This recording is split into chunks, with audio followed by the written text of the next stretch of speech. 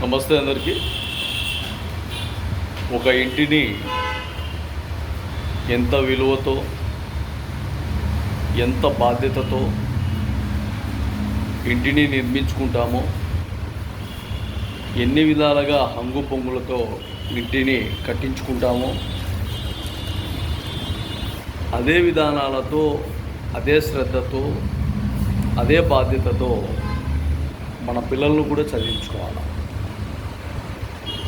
మన పిల్లలను ఎంత గారాబంగా పెంచుకుంటామో, ఎన్ని విధాలుగా చదివించుకుంటామో, వాళ్ళు ఒక మంచి ప్రయోజకులు కావాలని అనుకుంటామో, అదే విధానంలో సొసైటీలో కూడా మనము అలానే గౌరవంగా బతికే విధంగానే ఉండాలి.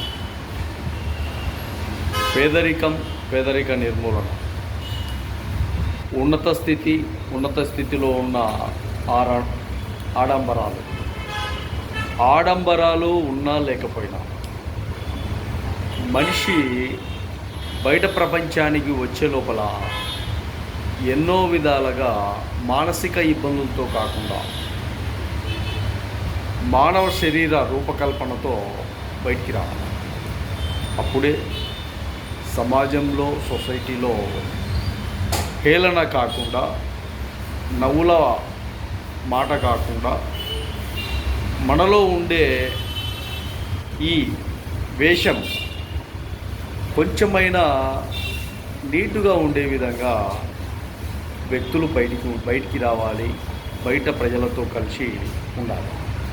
అప్పుడే ఒక అనాగరికం నుండి నాగరికంగా ప్రజలకు వాళ్ళెవరు, వీళ్ళెవరు, ఇంకొకరెవరు అన్న ఆలోచనలు, మాటలు లేకుండా వీళ్ళు ఇలాగున్నారు, ఇలాగో ఉండడం వల్లనే ఒక అభిప్రాయాలుగా ప్రజలకు తెలుస్తుంది అన్న ఆలోచన ప్రజల్లో మనం కదలాలి, నడవాలి, రావాలి.